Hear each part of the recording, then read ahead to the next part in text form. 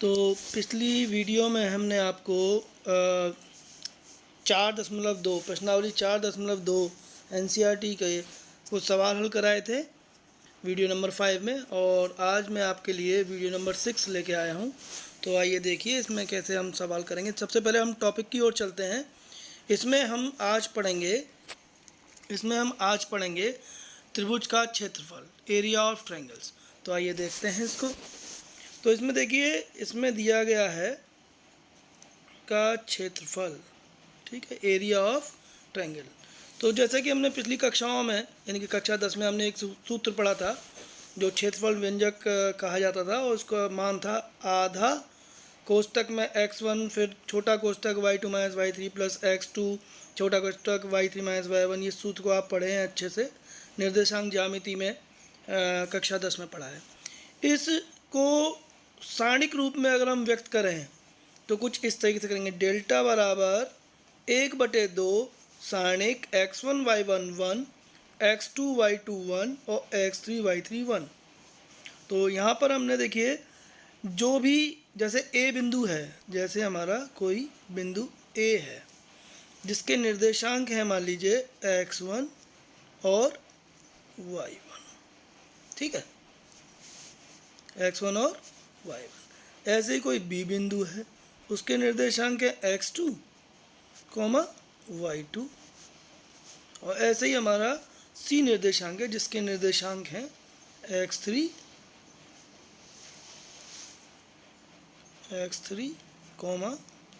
y3। ये तीन बिंदु हैं। तो यहाँ जो x1 लिखा हुआ है, ये पहली जो पंक्ति है x1 y1 1, उसमें ये वाले मान रख जाएंगे। दूसरी पंक्ति में x2 y2 वाले रख जाएंगे, और तीसरी पंक्ति में x3। और जो तीसरा स्तंभ है उसमें एक एक एक रख के इसका हम सारणिक हल कर दें तो वह त्रिभुज के क्षेत्रफल के बराबर ही आएगा। ये तीन, क्योंकि हम जब त्रिभुज बनाते हैं तो उसमें हम देखें तीन उसके क्या होते हैं, बिंदु होते हैं, शीर्ष बिंदु। मान लिया इसको A, इसको B, और इस तरीके से हम सवालों को करेंगे। आइए एक सवाल कर लेते हैं जिससे आपको अच्छी तरह समझ में आ जाए कि हम कैसे करेंगे। चलिए सवाल की ओर चलते हैं। सूत्र यही लगेगा हमारा, डेल्टा बराबर 1/2 सारणिक x1 y1 1, x2 y2 1, x3 y3 1। तो आइए देखिए। तो देखिए इसमें दिया गया है एक त्रिभुज का क्षेत्रफल हमें ज्ञात करना है जिसके शीर्ष 3,8, यानी कि इसको हम कह दें A कह दें, इसको B और इसको C, यानी कि त्रिभुज ABC के ये निर्देशांक दिए गए हैं। A है 3,8, B है -4,2 और C है 5,1। तो यहाँ पर हम देखें कि इस त्रिभुज का क्षेत्रफल क्या आएगा। देखिए हल करते हैं।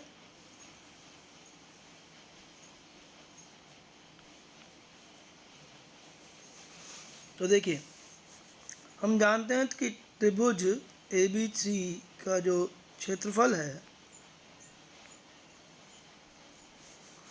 उसका उत्तर आएगा हाफ। सूत्र लगाएंगे।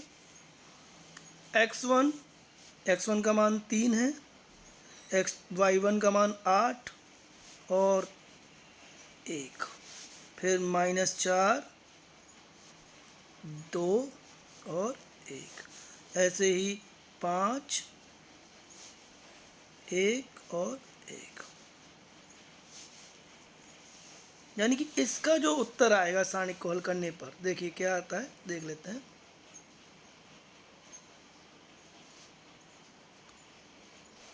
और एक चीज़ और, जो भी इसका उत्तर आएगा उसको हम धनात्मक में बदल लेंगे, क्योंकि कभी भी क्षेत्रफल ऋणात्मक नहीं होता। तो एक और इस पे चिन्ह लगा दें, मॉड का, ठीक है, मॉड का चिन्ह लग जाएगा। तो आइए देखते हैं। पहली पंक्ति के अनुदेश हम अगर सारणिक इसका ज्ञात करें, क्योंकि सारणिक तो ऋणात्मक भी आ सकता है, धनात्मक भी आ सकता है, लेकिन क्षेत्रफल कभी ऋणात्मक नहीं आएगा, ये बात ध्यान रखनी है। इसलिए मॉड लगा दिया हमने। अभी दिखाते हैं कैसे। देखो 3 के लिए हम करेंगे तो 2 में से 1 घट जाएगा। देखिए 2 गुणा 1 2 हुआ, -1 तो ये हो गया 1, तो 3 गुणा 1 3 हो गया।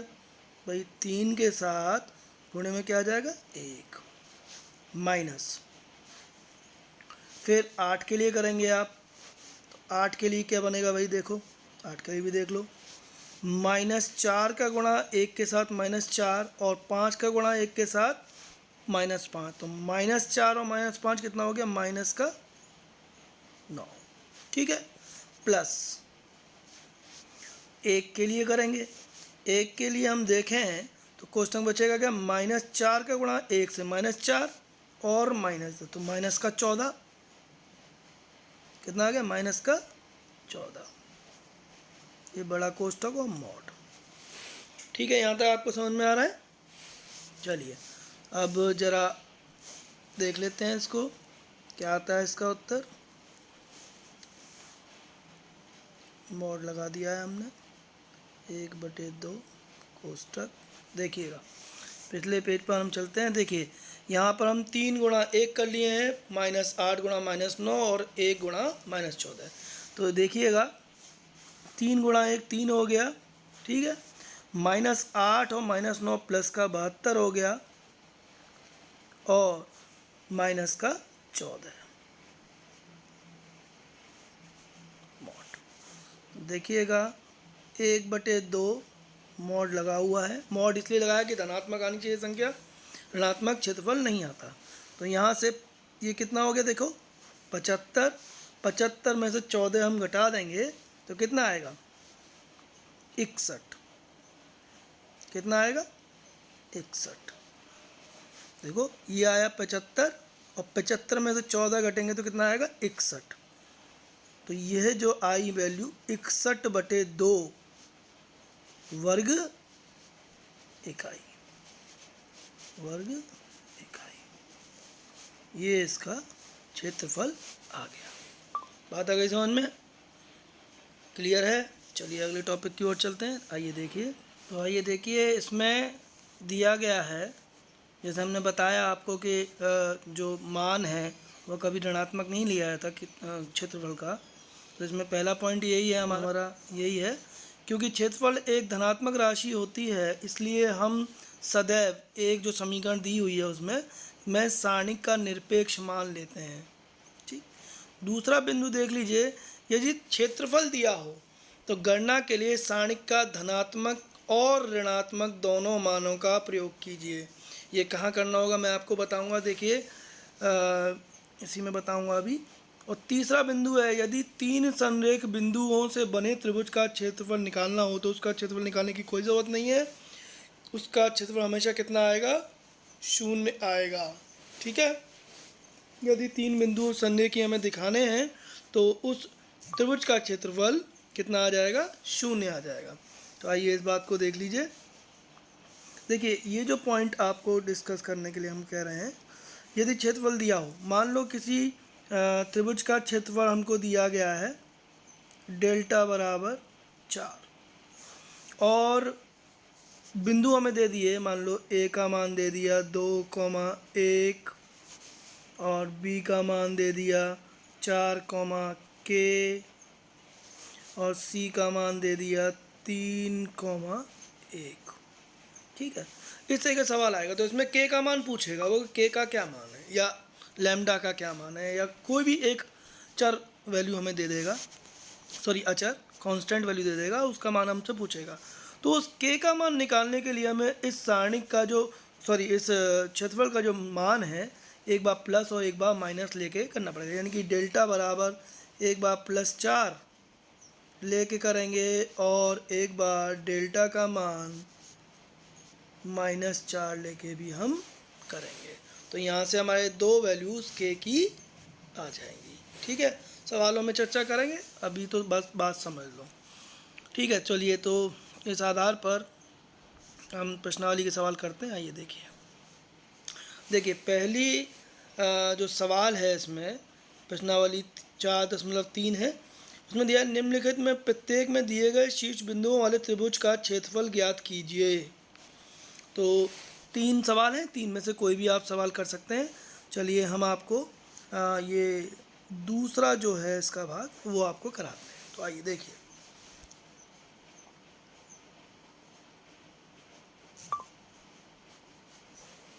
तो देखिएगा इसमें जो मान है 3 मान दिए गए हैं, तो पहले वाले को हमने ए मान लिया, दूसरे को बी और तीसरे को सी। ठीक है, तो त्रिभुज का हमें क्या निकालना है, क्षेत्रफल निकालना है। ठीक है, और हमें कैसा मान लेता हूँ, निरपेक्ष मान लेना होता है। तो मॉड लगा दें एक बड़ा सा, 1/2, ये मॉड का चिन्ह है बेटा, मॉडुलस। ठीक है, मापांक फलन। ठीक है, अब कोष्टक ना बना के सारणिक बनाएंगे। सारणिक में 2, 7, 1, फिर क्या है 1, 1, 1, फिर क्या है 10, 8 और 1, सारणिक बन, मॉडुलस बन, मापांक बन। ठीक है, ये यहाँ तक समझ में आ रहा हो आपको, यहाँ तक समझ में आ रहा होगा आपको। ठीक है, चलिए देखिए इसको हल करेंगे तो ये आ जाएगा मापांक 1/2 दे दिया गया है, बी दे दिया गया है, सी दे दिया गया है। तो सन्निहित होने के लिए दर्शाना है, तो हम ये दिखा पाएँ कि इसका सारणिक यदि शून्य होगा तो ये तीनों बिंदु सन्निहित होंगे। तो आइए देखिए कैसे कर लेंगे। तो त्रिभुज का क्षेत्रफल हम जानते हैं कितना होता है, तो वही लगाएंगे। मॉड में 1/2 सारणिक ए बी प्लस सी। तो देखिए इसमें हमने ए बी प्लस सी और 1 कर दिया, ऐसे ही बी सी प्लस ए 1 और सी ए प्लस बी और 1, सारणिक बन, मॉड बन। ठीक है, अब इसको हम हल करेंगे तो देखिए क्या होगा। देखो इसमें हम अगर गुण धर्म का प्रयोग करें, सारणिक के गुण धर्म का प्रयोग करें, और क्योंकि निरपेक्ष मानते हैं तो हम इस मॉड को हटा ही दें। मॉड को हमने हटा दिया। ठीक है, और ठीक, तो इसमें हम देखें कि यहाँ पर यदि हम इनको जोड़ देते हैं, इन दोनों को, यानी कि दोनों स्तंभों को आपस में जोड़ दें और बदल के रख दें, तो ये हो जाएगा C1 change by C1 plus C2। जब हमने ये ऑपरेशन दे दी, ये संक्रिया दे दी, तो ये बदल के हो गया A plus B plus C, दूसरे में भी A plus B plus C, और तीसरे में भी A plus B plus C. ठीक है, और B plus C, B plus C, C plus A और A प्लस बी, ये वैसे ही रह जाता था C2 थोड़ी ना बदला हमने, तो क्या। ठीक है, और 1 1 और 1। ठीक है, यहाँ तक वो समझ में आ गया होगा। अब यदि हम इस पूरे पहले स्तंभ में से कॉमन ले लें A प्लस बी प्लस सी को, तो कुछ ये इस तरीके से आ जाएगा A प्लस बी प्लस सी बटे 2, 1 1 और 1, बी प्लस सी और सी प्लस ए और ए प्लस बी, 1 1 1। ठीक है, अब सारणिक के प्रॉपर्टी यानी कि गुणधर्म हम जानते हैं और हमने पढ़ा है कि यदि दो स्तंभ या दो पंक्तियां एक समान हो जाएं तो सारणिक का जो मान है वो कितना होता है, 0। तो इस पूरे सारणिक का मान कितना हो गया, 0 हो गया। यानी कि ये पूरा मान कितना आ गया 0, क्योंकि ये 0 हो गया और इसका हम गुणा करेंगे 0 में, तो 0 में किसी का गुणा करो तो 0 तो आएगा। और जब ये 0 हो गया तो हमारे जो बिंदु हैं ABC वो संरेख हो गए। ठीक है, आगे समझ में। चलिए अगले की तरफ चलते हैं। देखिए इसमें दिया गया है प्रत्येक में k का मान ज्ञात कीजिए यदि त्रिभुजों का क्षेत्रफल कितना है 4 वर्ग इकाई है, जहाँ शीर्ष बिंदु निम्नलिखित हैं। पहले भाग में ये K0 4 0 0 2 और दूसरे भाग में -2 0 0 4 0 K। तो कोई सा भी एक भाग आप कर सकते हैं, तो मैं पहले ही बता रहा हूँ आपको, तो ज़रा समझ लीजिए।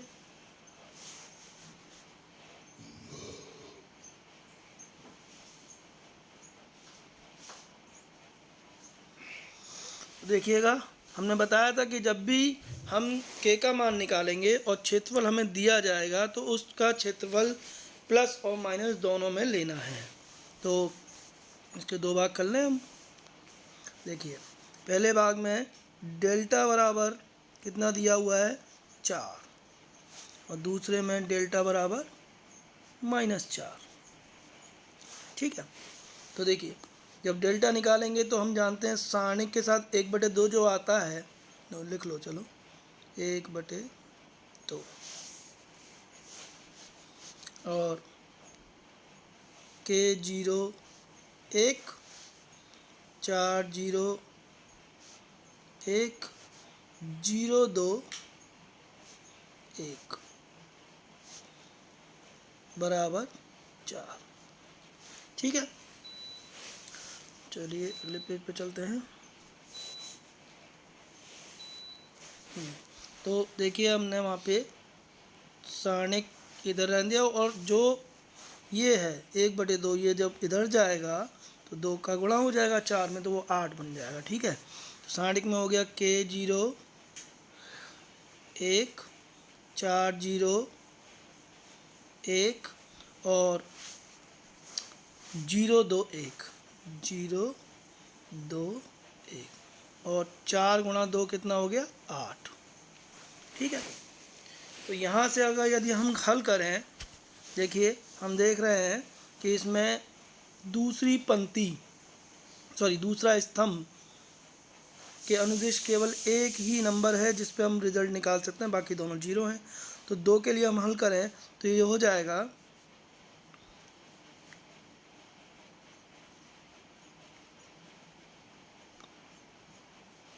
-2। ठीक है, -2 और यहाँ पे आ जाएगा आपका -2 के लिए K -4 बराबर 8। -2 से जब इसको भाग करोगे तो कितनी बार जाएगा, या 4 -K कर लो इसको, 4 -K बराबर 4। ठीक है भाई, माइनस का हमने इसमें गुणा कर दिया तो माइनस का K बन गया, प्लस का 4 -K 4 हो गया। तो यहाँ से 4 से 4 कट गया, तो K का मान कितना हो गया बेटा, K का मान कितना हो गया 0, K का मान आ गया 0। चलिए देखिए अब दूसरा है इसका -4 वाला भाग, उसको भी हम करते हैं। देखिएगा इसमें हम देखें कि डेल्टा वाला -4 है, तो यहाँ भी 1/2 K0 1 और 4 0 1 और 0 2 1 बराबर कितना -4। ठीक है, -4। तो यहाँ भी 2 का गुणा कर देंगे, इधर 2 का इधर गुणा हो जाएगा। अगले पेज पे चलते हैं, तो ये बन जाएगा K0 1 4 0 1 0 2 1 सारणिक बनाया और 2 का गुणा किया तो ये हो गया -8। कितना -8। अब इसमें भी 2 के लिए हल करेंगे तो ये कितना आ जाएगा -2 और K -4। ठीक है, और यहाँ है -8। देखो माइनस से माइनस कट गया और 2 से ये 4 बार कट गया, तो यहाँ से आता है k माइनस 4 बराबर 4। तो k का मान कितना आ गया, यहाँ से k का मान आ गया, अब इसको इधर ले जाएंगे तो 4 धन में चला जाएगा, 4 धन 4 कितना हो गया 8।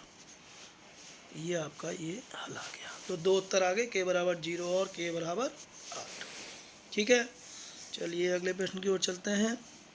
देखिए अगले प्रश्न में हमको किसी भी एक भाग को करना है, सारणिकों का प्रयोग करके 1, 2 और 3, 6 को मिलाने वाली रेखा का समीकरण ज्ञात करना है। दोनों एक से क्वेश्चन है, दोनों में से कोई भी एक भाग हम कर लेंगे तो दोनों समझ में आ जाएंगे आपको। तो आइए देखें इस सवाल को, पहले वाले भाग को, चलो दूसरे वाले को करते हैं, दूसरे वाले को हल करते हैं। तो आइए देखिए, इसमें हमको दिया गया है कि सारणिकों का प्रयोग करके, मान लो इसको मान लिया हमने ए बिंदु और इसको मान लिया बी बिंदु, ए और बी हमने बिंदु मान लिए। अब हमें रेखा बनानी है, तो रेखा के लिए एक जनरल पॉइंट जिसे व्यापक पद कहते हैं वो हमें लेना पड़ेगा, व्यापक बिंदु हमें लेना पड़ेगा, जिसको हमने मान लिया P। क्या मान लिया P, और उसके निर्देशांक रख दिया हमने x, y। तो 3 बिंदु हो गए। जब 3 बिंदु एक ही रेखा में होंगे जब तो रेखा बनेगी। ठीक है, तो उसके लिए क्या लगाएंगे सूत्र, देखो कैसे हल करेंगे। देखिए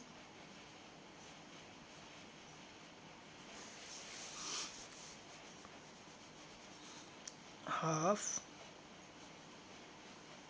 क्योंकि एक रेखा दी गई है तो हम जानते हैं तीनों बिंदु एक रेखा पर हैं, संरेख हैं, इसका मतलब उसका जो सारणिक आएगा कितना आएगा, 0 आएगा। तो 1/2 लिखने की कोई भी ज़रूरत यहाँ पे नहीं है, सीधे आप सूत्र रख सकते हैं। तो x y 1, P वाला बिंदु पहले लिया, ए के बाद में 3 1 1 और 9 3 1। ठीक है, यहाँ से अब पहली पंक्ति के अनुदेश यदि हम इसका सारणिक ज्ञात करें, तो आइए देखिए पहली पंक्ति के अनुदेश सारणिक ज्ञात करते हैं इसका। तो यहाँ पर x और पुस्तक में आएगा 1 माइनस 3, 1 माइनस 3 माइनस 2 कितना आएगा, माइनस का 2, फिर माइनस का 2, सॉरी माइनस का y, फिर 3 का गुणा 1 से तो 3 आया, माइनस 9 माइनस 6 हो गया, माइनस का 6 प्लस, फिर 1 के लिए करेंगे तो 1, कोष्टक में आएगा देखो 9 माइनस का 9 0। ठीक है, और ये बराबर किसके होगा, क्योंकि हम जानते हैं कि इसमें डेल्टा APB कितना होगा, 0 के बराबर। तो ये मान भी किसके बराबर होगा, 0 के बराबर होगा। ठीक है, तो देखिए यहाँ से ये आ गया माइनस का 2x प्लस का 6y बराबर 0, जिसको हम यहाँ इसको लिखते हैं तो ये आ जाएगा x बराबर 3y। यही इसका, ये इस रैखिक समीकरण एक समीकरण आ गया इसका। ठीक है, तो आज की वीडियो में इतना ही, और मैं आशा करता हूँ कि आपको ये पूरा समझ में आया होगा। अच्छे से इसको आप पढ़ लीजिएगा और देख लीजिएगा अच्छे से वीडियो को, और इसी तरीके से इन सवालों को हल करना है। तो यह प्रश्नावली ख़त्म हो चुकी है, अगली प्रश्नावली के लिए अगली वीडियो आगे बताएंगे आपको। धन्यवाद।